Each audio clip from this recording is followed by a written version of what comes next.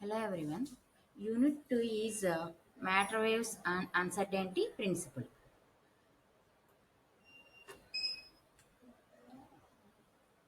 In that first concept is de Broglie hypothesis of matter waves.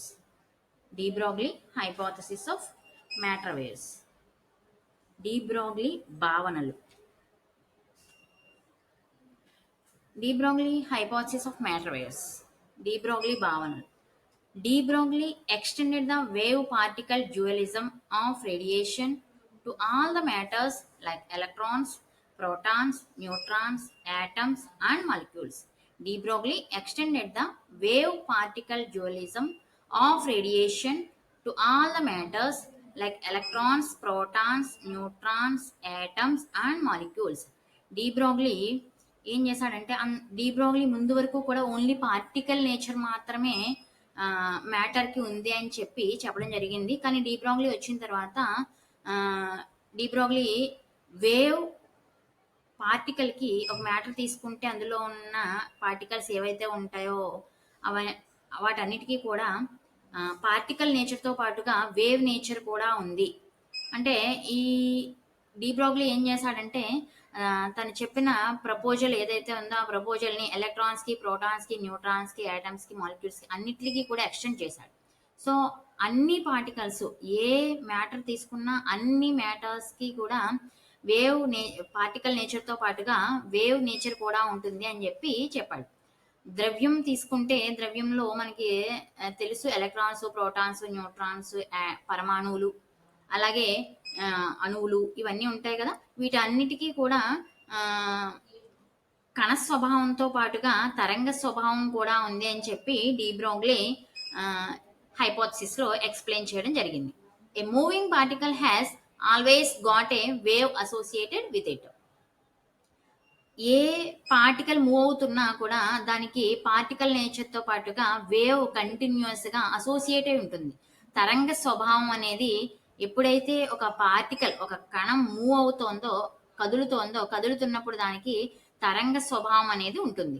And the particle is controlled by the wave. ఆ particle ఏదైతే ఉందో ఆ particle వేవ్తో control చేయబడుతూ ఉంటుంది. తరంగం అనేది control చేస్తూ ఉంటుంది అనమాట. కణ స్వభావాన్ని తరంగం అనేది కంట్రోల్ చేస్తూ ఉంటుంది. In a manner similar to that in which a photon is controlled by waves. Photon మనకి రేడియేషన్ తీసుకున్నాం అనుకోండి, incident radiation, light radiation, what ever it is, A radiation తీసుకున్నా కూడా వాటిలో ఫోటాన్స్ ఉంటాయి కదా. జస్ట్ లైక్ ఫోటాన్స్ ఎలా అయితే ఫోటాన్స్ని వేవ్స్ ఎలా అయితే కంట్రోల్ చేస్తూ ఉంటాయో అలాగే ఏ పార్టికల్ తీసుకున్నా కూడా ఆ పార్టికల్ కూడా వేవ్ కంట్రోల్ చేస్తూ ఉంటుంది.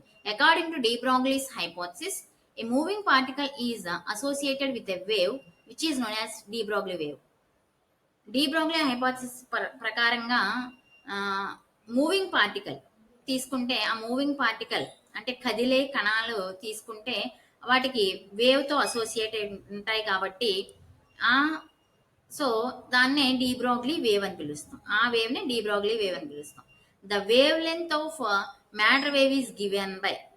డీ బ్రోగ్లీ ఏం చేశాడంటే మ్యాటర్ వేవ్కి వేవ్ లెంత్ అనేది ఇవ్వడం జరిగింది. Lambda is equal to h/mv.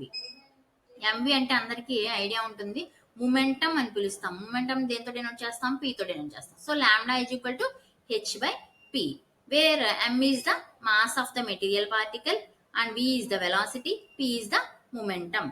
m అనేది మనం తీసుకున్న కణం యొక్క ద్రవ్యరాశి, అలాగే v అనేది వెలాసిటీ వేగము, అలాగే మొమెంటం అంటే ద్రవ్య వేగం, p అనేది ద్రవ్య వేగాన్ని రిప్రజెంట్ చేస్తుంది. Next concept is expression for de Broglie wavelength or wavelength of matter waves. Expression for de Broglie wavelength అన్న wavelength of matter waves అన్న రెండు ఒకటే. సో ద్రవ్య తరంగాల తరంగ దైర్ఘ్యం.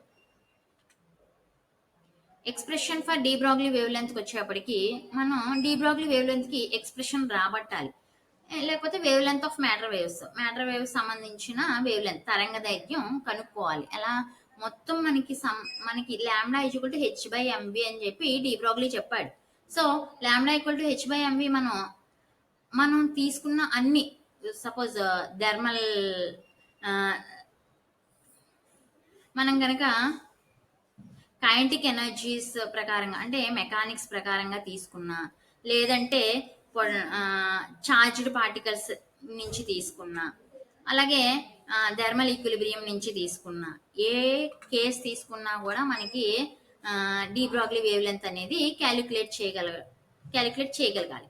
సో దాన్ని బట్టి మనం ఇక్కడ మొత్తం అన్ని మనం మ్యాటర్ ఏదైతే అప్లై ఉందో అన్నిటికి కూడా మనం డి బ్రాగ్లీ వేవ్ లెంత్ అనేది ఆపాదించగలగాలి. సో అది మనం ఇక్కడ చేస్తాం అనమాట.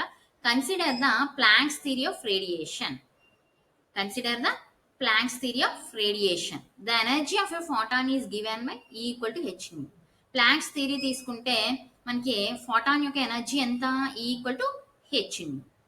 E equal to HC by lambda అని రాయొచ్చు కదా. Nu equal to C by lambda or V by lambda. Frequency equal to velocity by wavelength. అలాగే పౌనఃపున్యము ఈక్వల్ టు వేగము బై తరంగదైర్ఘ్యం. సో దాన్ని లైట్ యొక్క మనం వెలాసిటీ తీసుకున్నాం కాబట్టి దాన్ని హెచ్సి బై ల్యాండాగా రాసాం. Where C is the velocity of light in vacuum, lambda is the wavelength. According to Einstein energy mass relation, Einstein energy mass relation ప్రకారంగా E equal to MC square. Einstein energy mass relation ప్రకారంగా E equal to MC square. ఈ two equations లో మనం E equal to HC by lambda first equation, E equal to MC square second equation. ఈ two equations ని compare చేసి equate చేస్తే ఏమొస్తుంది? MC square equal to HC by lambda. So lambda equal to HC by MC square. That implies lambda equal to H by MC. If we consider the case of material particle of mass m and moving with a velocity v, that is momentum mv. Suppose మనం material particle తీసుకున్నాము, దాని యొక్క mass m అనుకున్నాము, దానికి ఉన్న velocity v అనుకున్నాం. అంటే m అనే ద్రవ్యరాశి కలిగిన v అనే వేగంతో మూవ్ అవుతున్న కదులుతున్న ఒక పార్టికల్ కణాన్ని తీసుకున్నప్పుడు దాని యొక్క మూమెంటం ఏమవుతుంది? mv అవుతుంది. ద్రవ్య వేగం ఎంత అవుతుందమ్మా? mv. Then the wavelength associated with this particle is given by lambda equal to H by MV. So ఆ పార్టికల్ కి వేవ్ లెంత్ ఎంత అవుతుంది? Lambda equal to H by MV. So దాన్ని ఎలా రాయొచ్చు? పిలో అంటే మూమెంటంలో రాయాలంటే, ద్రవ్య వేగంలో రాయాలంటే H by lambda equal to H by P. P is the momentum of the particle. P అనేది ద్రవ్య వేగం, కణం యొక్క ద్రవ్య వేగాన్ని రిప్రజెంట్ చేస్తుంది. మనం ఐన్స్టీన్ మాస్ ఎనర్జీ రిలేషన్ తీసుకుని, ప్లాంక్స్ థియరీ ఆఫ్ రేడియేషన్ తీసుకుని మనం ఏం రాబట్టాం? Lambda equal to H by M V or lambda equal to H by P అనే ఈక్వేషన్ రాబట్టాం. మనకి డి బ్రాగ్లీ ఏం చెప్పాడు? Lambda equal to H by M V అనే కదా చెప్పాడు. సో ఇక్కడ మనకి ఎక్స్ప్రెషన్ అనేది వచ్చింది అనమాట. డి బ్రాగ్లీ వేవ్ లెంత్ కి ఎక్స్ప్రెషన్ అనేది వచ్చింది. ఇప్పుడు మనం కేసెస్ చూద్దాం. ఫస్ట్ కేసు, ఇఫ్ ఈ is the energy of kinetic energy of the material particle. మనం అనుకున్నట్టుగానే మెటీరియల్ పార్టికల్ ఒక కణం తీసుకున్నాం, దాని యొక్క కైనెటిక్ ఎనర్జీ ఈ అనుకుంటున్నాం, కణం శక్తి ఏమనుకుంటున్నాం? ఈ అనుకుంటున్నాం. సో ఈక్వల్ టు ఏమవుతుంది? Half M V square. నేను ఇప్పుడు ఏం చేశానంటే ఎం పెట్టి న్యూమరేటర్లో డినామినేటర్లో మల్టిప్లై చేసి డివైడ్ చేశాను. So M square V square by M అయింది. So that implies E equal to ఏమవుతుంది? Half M square V square by M. So M square V square అంటే ఎంవిగా రాయొచ్చు కదా, ఎంవి హోల్ స్క్వేర్ గా రాయొచ్చు కదా. ఎంవి అంటే ఏం చెప్పుకున్నాం? పి అనుకున్నాం. సో పి సబ్స్టిట్యూట్ చేస్తే పి స్క్వేర్ బై 2m అయింది. So P square equal to ఏమవుతుంది? 2me. P equal to root over 2me. Therefore de Broglie wavelength ఏమవుతుంది? Lambda equal to H by root over 2me. And kinetic మనకి de Broglie wavelength ఏం చెప్పింది? Equation lambda equal to H by M V or lambda equal to H by P అని చెప్పాలి. So దాన్ని ఇక్కడ ఏమొచ్చింది మనకి కైనెటిక్ ఎనర్జీ ప్రకారంగా అంటే lambda equal to H by root over 2me వచ్చింది అన్నమాట. కేస్ 2 చూద్దాము. When a charged particle carrying a charge Q. ఇప్పుడు మనం ఇందాక నార్మల్ పార్టికల్ తీసుకున్నాం, ఇప్పుడు చార్జ్డ్ పార్టికల్ తీసుకున్నాం. క్యూ అనే చార్జ్ ఉన్నటువంటి ఒక పార్టికల్, క్యూ ఆవేశం ఉన్న కణాన్ని తీసుకున్నప్పుడు ఏమవుతుంది? ఈ కణం, ఈ particle, charged particle is accelerated by a potential difference v volt. అది ఎంత పొటెన్షియల్ డిఫరెన్స్ తో యాక్సిలేట్ అవుతోంది? v అనే పొటెన్షియల్ డిఫరెన్స్ తో యాక్టివేట్ అవుతుంది. Then its kinetic energy is given by E equal to Q V. మనం క్యూ అనే ఆవేశం ఉన్న ఒక కణాన్ని తీసుకున్నాం, దానికి వి అనే పొటెన్షియల్ ఉంది. అప్పుడు దాని యొక్క గతిక శక్తి కైనెటిక్ ఎనర్జీ ఏమవుతుంది అంటే ఈక్వల్ టు క్యూవి అవుతుంది. Hence de Broglie wavelength associated with this particle is given by. So ఇప్పుడు డి బ్రోగ్లీ వేవ్ లెంత్ అనేది ఈ పార్టికల్ కి అసోసియేట్ చేసినప్పుడు ఏమవుతుంది, lambda equal to H by T. మనకి ఇందాక కేస్ 1 లో మనకి ఏమొచ్చింది, H by lambda equal to H by √2mE వచ్చింది. ఈ ప్లేస్ లో మనం సబ్స్టిట్యూట్ చేస్తాం. అప్పుడు ఏమవుతుంది, lambda equal to H by √2mE కదా. ఈ ప్లేస్ లో మనకి ఇక్కడ ఏమొచ్చింది, క్యూవి వచ్చింది. సో ఆ క్యూవీని మనం సబ్స్టిట్యూట్ చేస్తే lambda equal to H by √2m Q V వచ్చింది. Next case 3, when a material particle is in thermal equilibrium. ఇప్పుడు మెటీరియల్ పార్టికల్ ఎక్కడ ఉంది, థర్మల్ ఈక్విలిబ్రియం లో ఉంది. అట్ ఏ టెంపరేచర్ టీ అనే టెంపరేచర్ ఉన్న థర్మల్ ఈక్విలిబ్రియం లో ఒక మెటీరియల్ పార్టికల్ తీసుకున్నాం. దెన్ ఈ వాల్యూ ఏమవుతుంది, ఈక్వల్ టు 3/2 kT. ఉష్ణ సమతాస్థితిలో ఉన్న ఒక కణాన్ని తీసుకున్నప్పుడు దాని యొక్క ఎనర్జీ శక్తికి ఈక్వేషన్ ఏంటంటే equal to 3/2 kT, where k is equal to Boltzmann constant that equal to 1.38 into 10 power minus 23 joule per Kelvin. So the de Broglie wavelength of a material particle at a temperature T is given by. ఇప్పుడు మనం దేంట్లో substitute చేయాలి, ఇది మనకు వచ్చింది first కేసులో lambda equal to H by √2mE అని వచ్చింది. Sorry, lambda equal to H by √2mE అని వచ్చింది ఫిఫ్త్ ఈక్వేషన్. సో దాంట్లోనే మనం ఈ వాల్యూ సబ్స్టిట్యూట్ చేస్తాం అనమాట. Lambda equal to H by √2m 3/2 kT. ఇక్కడ మనకి ఈ వాల్యూ ఎంత వచ్చింది, 3/2 kT. కాబట్టి ఈ 3/2 kT నే మనం ఇక్కడ సబ్స్టిట్యూట్ చేసాము. So lambda equal to H by √3m kT అయింది. ఇది మనకి థర్మల్ ఈక్విలిబ్రియం లో పార్టికల్ తీసుకున్నప్పుడు ఈక్వేషన్. అలాగే కేస్ 2 లో మనం చార్జ్డ్ పార్టికల్ తీసుకున్నప్పుడు equation lambda equal to H by √2m QV అయ్యింది. అలాగే మనం మెకానిక్స్ మామూలు జనరల్ పార్టికల్ తీసుకున్నప్పుడు మనం హెచ్ బై √2mE వచ్చింది. ఇలా మనం వేవ్ లెంత్ కి ఒక expression, de Broglie wavelength కి ఒక expressions, all the material particles కి మనం ఎక్స్ప్రెషన్స్ రాబట్టగలిగాం. Next concept is properties of matter waves. Properties of matter waves, ద్రవ్య తరంగాల ధర్మాలు. ఇక్కడ మనం గుర్తుపెట్టుకోవాల్సింది ఏంటంటే ప్రాపర్టీస్ ఆఫ్ మ్యాటర్ వేవ్స్, ద్రవ్య తరంగాల ధర్మాలు ఎక్కడి నుంచి వచ్చాయి మనకి. Lambda equal to H by M V అనేది డి బ్రోగ్లీ వేవ్ లెంత్ యొక్క ఈక్వేషన్. సో దాని నుంచే మనం lambda equal to H by M V, దాన్ని బట్టి మనం ప్రాపర్టీస్ అనేది చెప్పగలుగుతాం. సో ధర్మాలు మనం ఎలా చెప్పగలుగుతున్నాం, de Broglie wavelength, de Broglie తరంగ దైర్ఘ్యం యొక్క ఈక్వేషన్ నుంచి, సమీకరణం నుంచి మనం ఈ ప్రాపర్టీస్ అన్ని ఎక్స్ప్లెయిన్ చేస్తాం. లైటర్ ఈజ్ ద పార్టికల్ అంటే lambda equal to H by MV. M lighter అయింది అనుకోండి, అంటే దాని యొక్క తేలికమైన లైటర్ పార్టికల్ తీసుకున్నాం, తేలిక కణాలు తీసుకున్నప్పుడు greater is the wavelength associated with it, అవునా కదా. Lambda equal to H by MV. M ఎక్కడ ఉంది, డినామినేటర్ లో ఉంది. డినామినేటర్ లో వాల్యూ ఎంత ఉంది, తక్కువగా ఉంది. తక్కువగా ఉన్నప్పుడు ఆటోమేటిక్గా లాంబ్డా వాల్యూ ఏమవుతుంది, ఎక్కువ అవుతుంది. So lighter is the particle, greater is the wavelength associated with it. తేలిక కణాలకు డి బ్రోగ్లీ తరంగ దైర్ఘ్యం ఎక్కువగా ఉంటుంది. Second one is smaller is the velocity of the particle, greater is the wavelength associated with it. Smaller is the velocity of the particle, greater is the wavelength associated with it. ఇప్పుడు మనం lambda equal to H by M V formula తీసుకున్నాం. V ఎక్కడ ఉంది, denominator లో ఉంది. Denominator లో ఉంది అంటే ఆటోమేటిక్ గా మనకి వి వాల్యూ లైటర్, స్మాల్ వాల్యూ తీసుకున్నాం అనుకోండి, అప్పుడు లాంబ్డా వాల్యూ ఆటోమేటిక్ గా పెరుగుతుంది, ఇంక్రీజ్ అవుతుంది. So smaller is the velocity of the particle.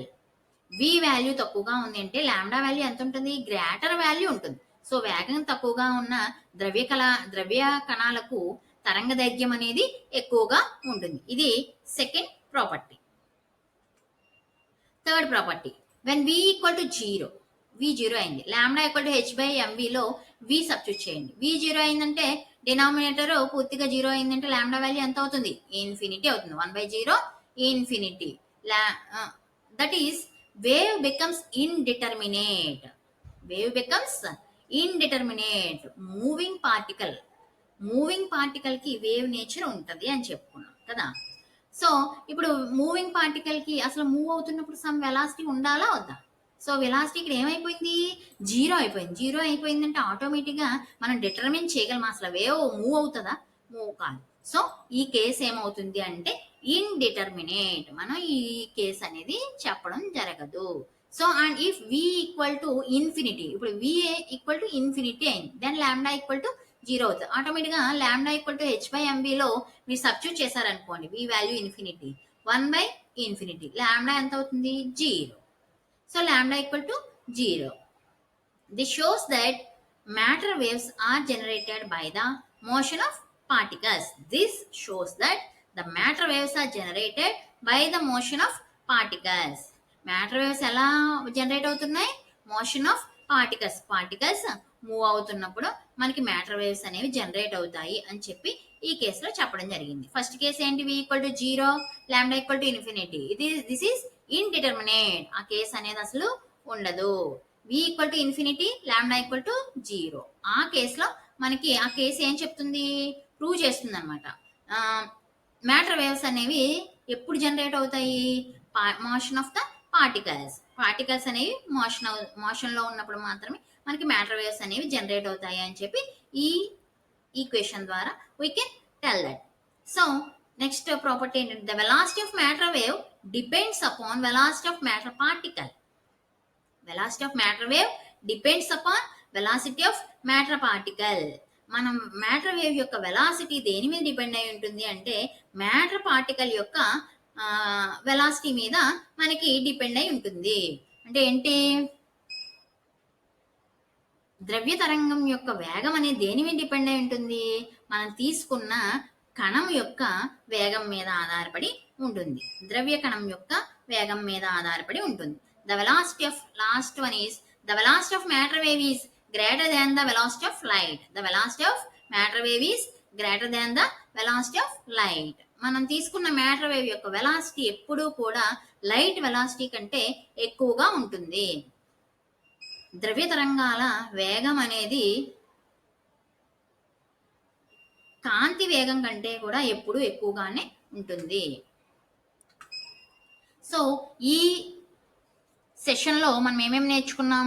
De Broglie hypothesis of matter waves. De Broglie hypothesis of matter waves, de Broglie భావనలు నేర్చుకున్నాము ఫస్ట్. నెక్స్ట్